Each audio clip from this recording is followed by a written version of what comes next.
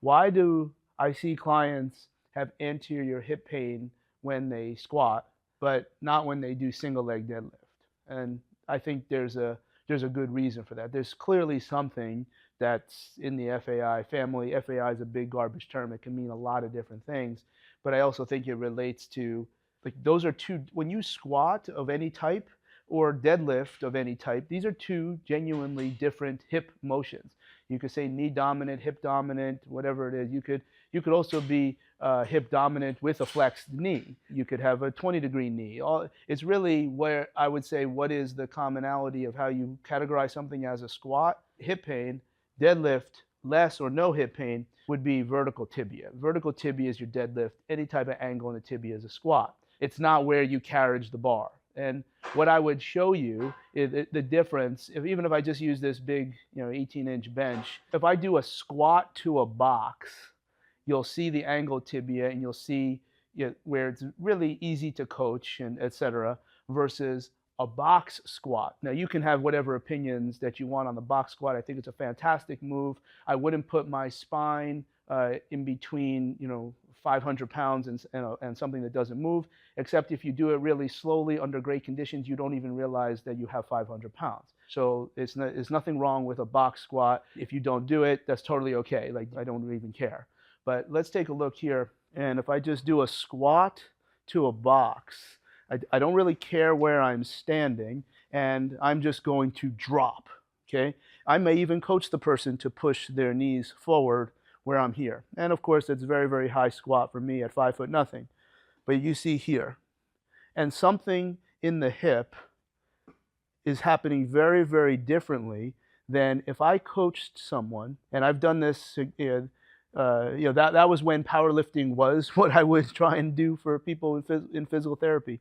But there's a reason, and it's really where the vertical tibia concept that we talked about on T equals R1 with the knee model, and trying to explain what I think is happening. So I try to get them as far to the end of the bench where they would feel comfortable. So for me, if I'm here, I don't feel comfortable anymore. I feel like if I slipped, I could fall. Here, my ischiotuberosities are behind, and I'm here, okay? Then I'm gonna probably get their feet dialed out and knees out, because that's a box squat, okay? But it could also be a deadlift. I think sometimes people will call this a athletic squat. No, but if you have your knees going forward, it's not something that I would do. Whatever, if you like to do it, totally okay.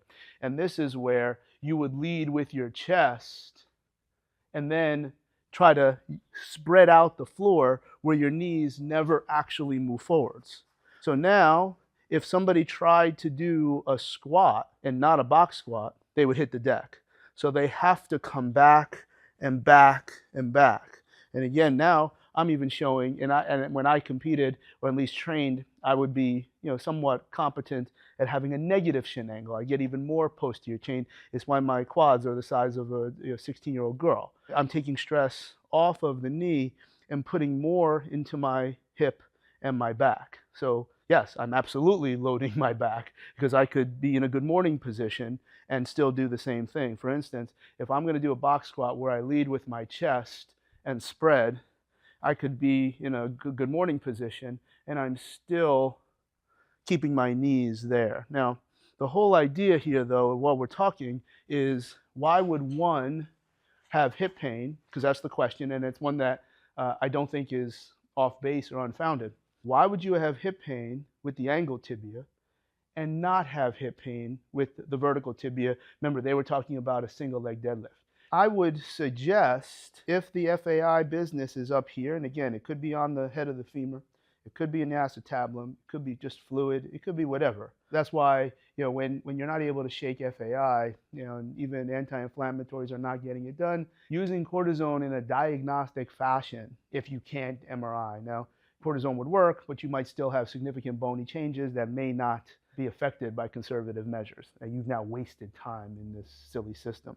So what I think is happening, and what I'm going to try and explain, is the difference. If I'm here and someone does a squat with an angled tibia, that's what I think is happening. Now, if I spin it forward, you could see whatever version of daylight you see in the front of the hip, that's enough to create some type of threat perception. It doesn't even mean that there's a frank pathology that requires any intervention. But now when I go into a deadlift where this entire system is shifted, I have to hold on to create this contrived environment where I'm trying to create more space in the front. And I think that can be the difference. So again, vertical tibia, angle tibia, where I have to sit back, and all of that distance that you can create is a difference maker for what is eliciting whatever this threat perception could be.